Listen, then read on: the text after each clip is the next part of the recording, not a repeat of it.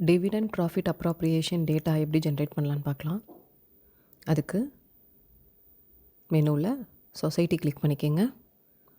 Dividend click பண்ணிக்கோங்க. Dividend page appear ஆகும்.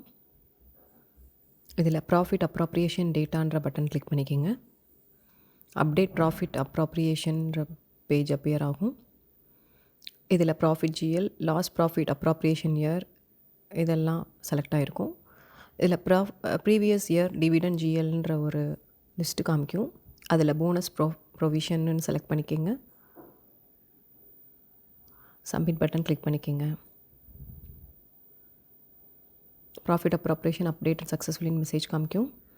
இப்போ டேட்டா ஜென்ரேட் ஆயிடுச்சு. தேங்க்யூ.